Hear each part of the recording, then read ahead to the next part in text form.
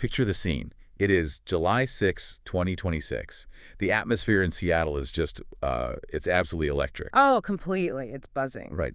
The U.S. men's national team is gearing up for, like, their biggest soccer match in a generation.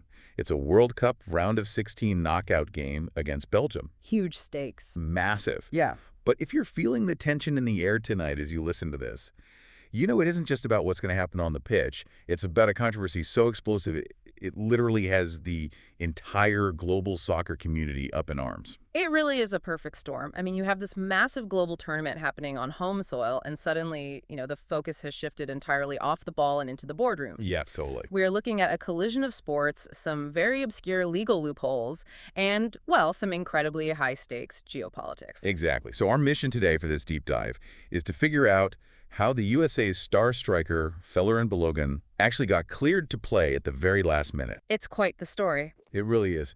We're going to pull from Fox Sports tactical breakdowns, some really deep legal analysis from Reason Magazine, and global fallout reports from PBS and The Guardian, just to unpack exactly what happened. Yeah, and we have a lot of ground to cover. We do.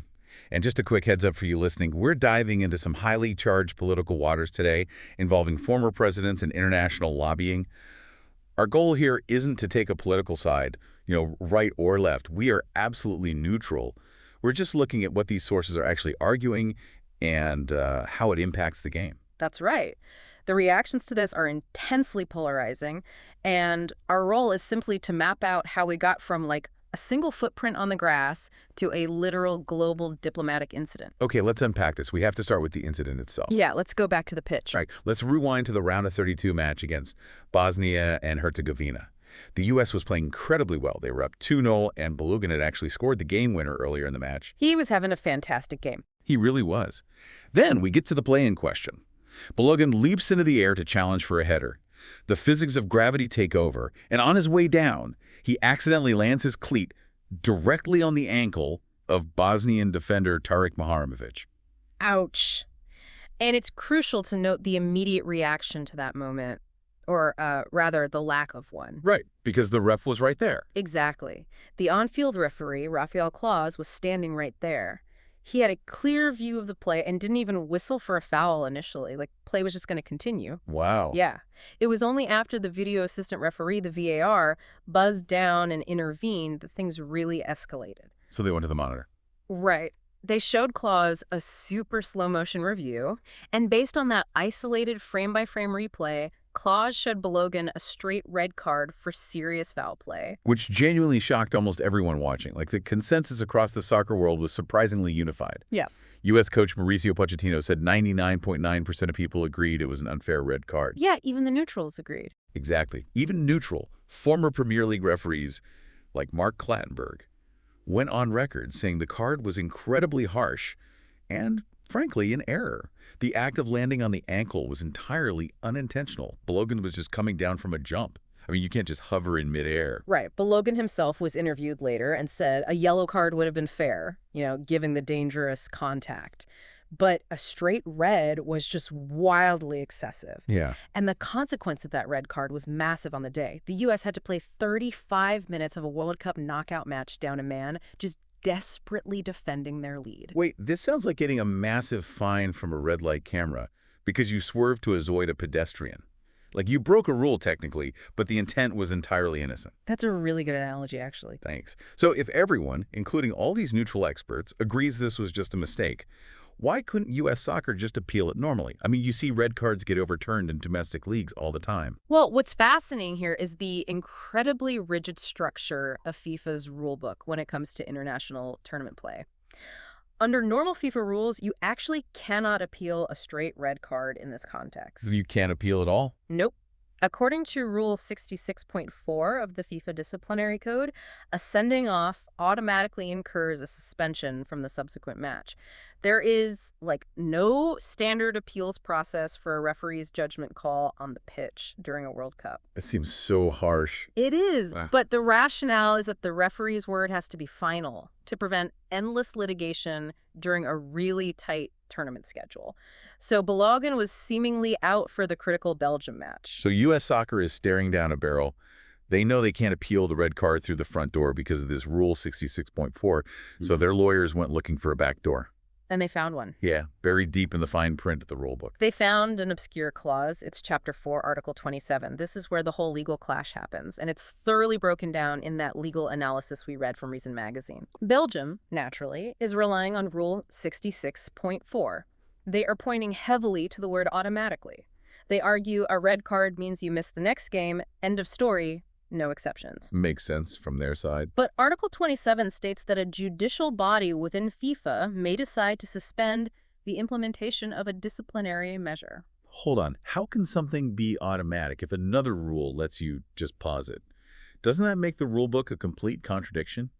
It feels like having a sign that says no parking at any time unless you really want to. I know, it absolutely seems contradictory at first glance. But if we look at why sports bureaucracies are built this way, it actually starts to make sense. How so? Well, FIFA likely maintains these distinct rules to project, rigid authority on the pitch while retaining a sort of release valve for ultimate discretionary power in the boardroom. Ah, I see. On the field, Rule 66.4 means the referee's authority is absolute. But Article 27 exists, so FIFA has a mechanism to intervene if something threatens the broader integrity or, let's be honest, the commercial viability of the tournament. That makes a lot of sense, yeah. And legally, it's a very standard structure.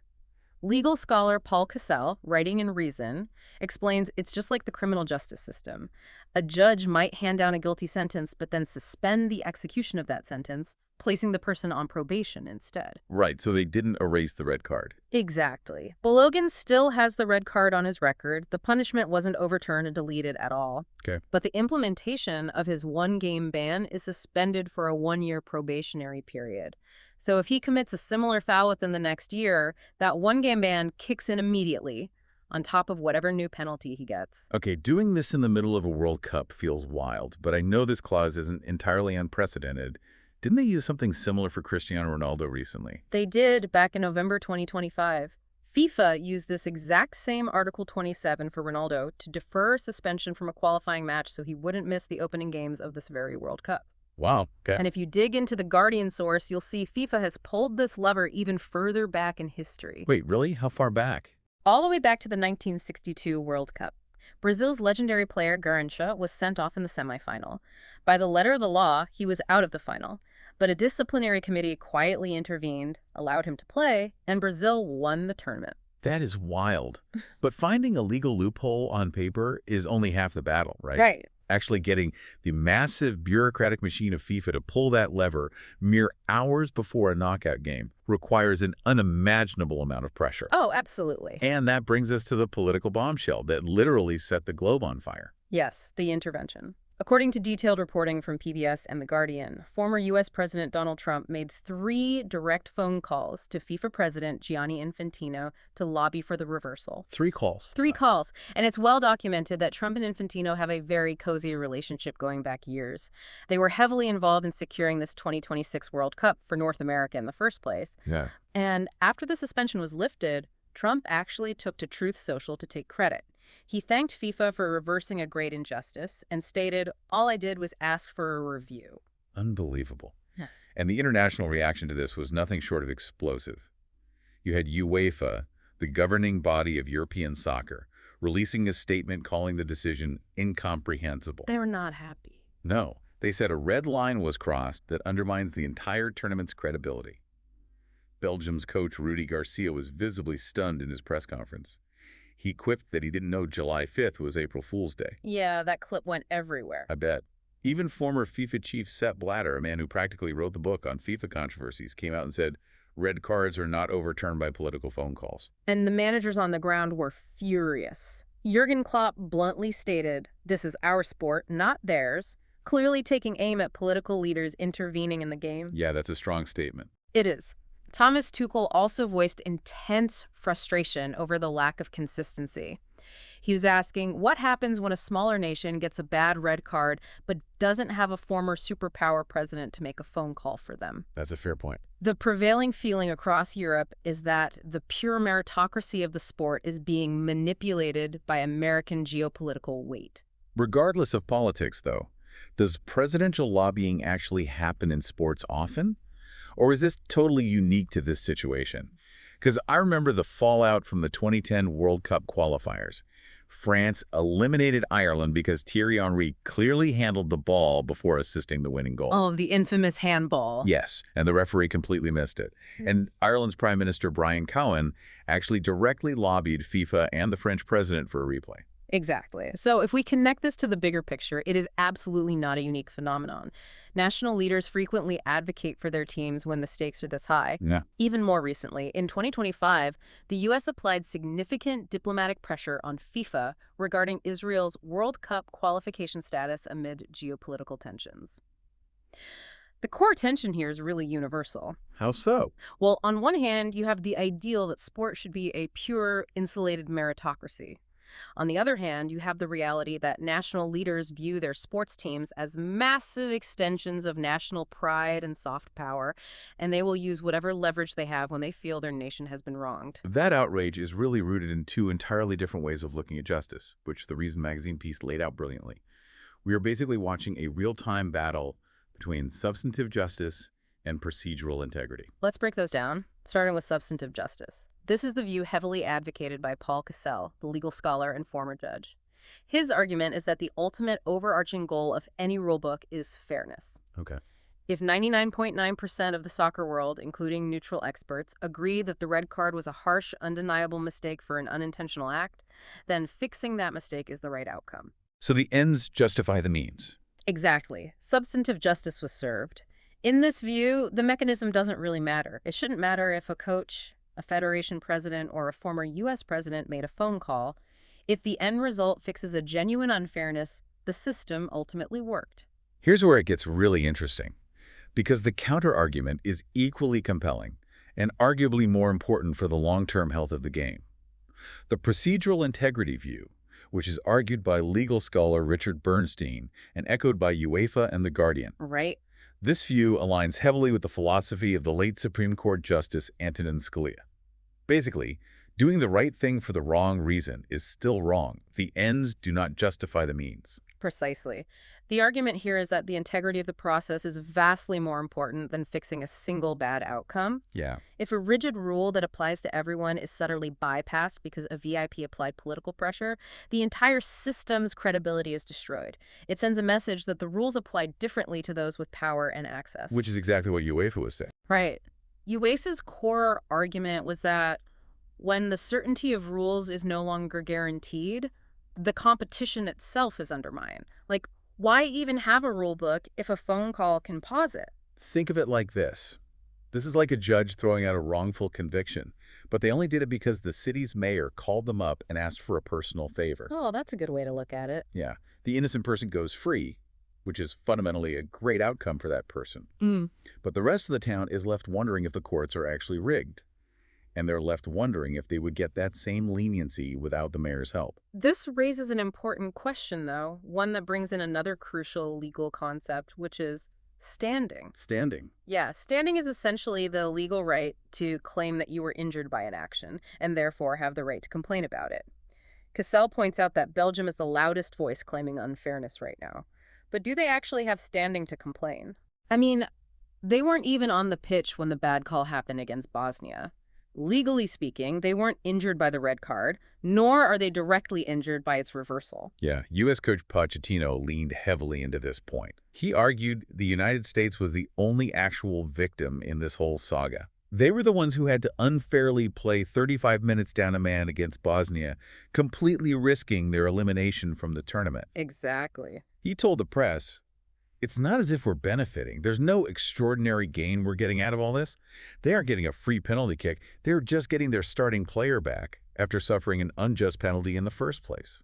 Belgium argues they are harmed because they spent 3 crucial days preparing for a U.S. team without Balogun. Which is a lot of wasted prep time. Sure, but Cassell argues that's a massive stretch. Adapting to roster changes is just part of sports. The decisive issue, in his view, is whether it's just for Balogun to be suspended for an additional game based on a completely flawed initial call. Let's take this out of the courtroom and back onto the pitch, because we've talked legalities, we've talked politics, but there is a massive soccer game happening tonight in Seattle. There is indeed. What does this mean for the reality of the matchup? Tactically, it is an absolute nightmare for Belgium.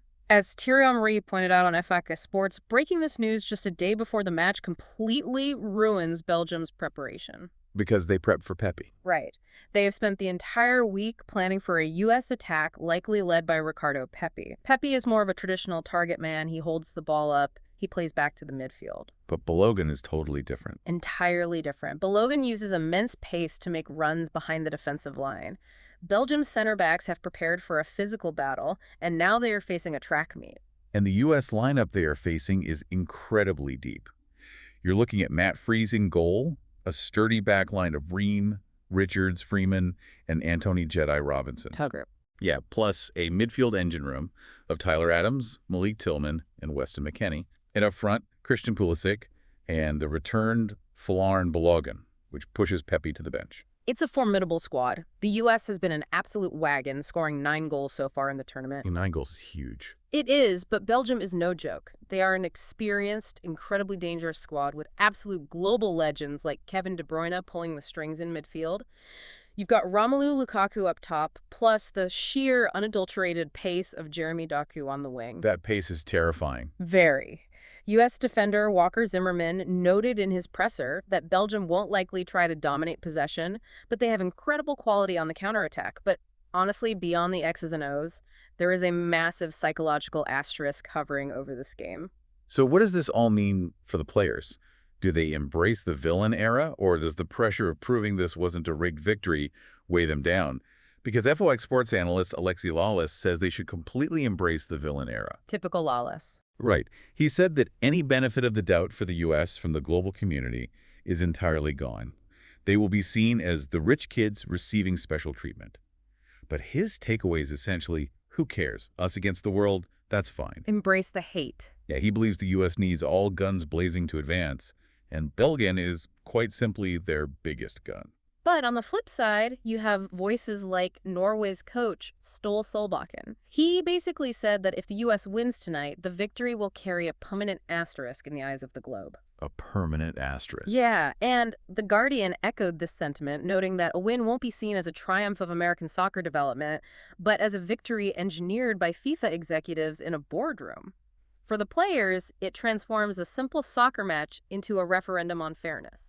That is an immense amount of pressure. It really is. For the U.S. players, stepping onto that field tonight isn't just about advancing to the World Cup quarterfinals, which, by the way, would be their deepest run since 2002. Right, it's about validation. Exactly. It's about whether they can block out the noise and prove they deserve to be there strictly on their footballing merits. They have to beat a top-tier European team while the whole world watches, actively waiting and hoping for them to fail. It is going to be incredibly intense. Let's recap this unbelievable chain reaction we've just mapped out. We started with a player jumping for a ball and accidentally stepping on an opponent's ankle. Such a small moment. Right. And that split-second action triggered a slow-motion VAR review, which triggered an obscure contradictory clause in the FIFA disciplinary code, which triggered phone calls from a former U.S. president to the head of global soccer. The butterfly effect in action. Truly. Ultimately leading to a global philosophical debate on substantive justice versus procedural integrity. It's a stark reminder of how deeply interconnected sports are with the rest of the world. A foul on the pitch becomes a debate about the rule of law and political influence overnight. The boundary between the stadium and the real world is incredibly thin. So, as you settle in to watch the game tonight, we want you to consider your own stance on this. Put yourself in the shoes of a fan. If it was your team out there, if your star player was unfairly sent off in a massive tournament, would you really care how they got cleared? That's the real question. Would the political phone calls and the bureaucratic loopholes bother you? Or would you just be thrilled to see your best player walking out of the tunnel? It's the classic battle between demanding purity from the rules and feeling the blinding passion of being a fan. It really is. And we'll leave you with this final provocative thought to mull over before kickoff. We so often treat sports as our ultimate escape. It's the place we go to get away from the messy, bureaucratic, and highly political realities of the daily news cycle. We want it to be a pure meritocracy. Exactly. But if the rules of the game can be bent, paused, or suspended by the exact same geopolitical forces and power brokers that govern nations, is sport really an escape at all? Or is it just a mirror reflecting who truly holds power in the world? A fascinating question to ponder as we watch those players step onto the grass in Seattle.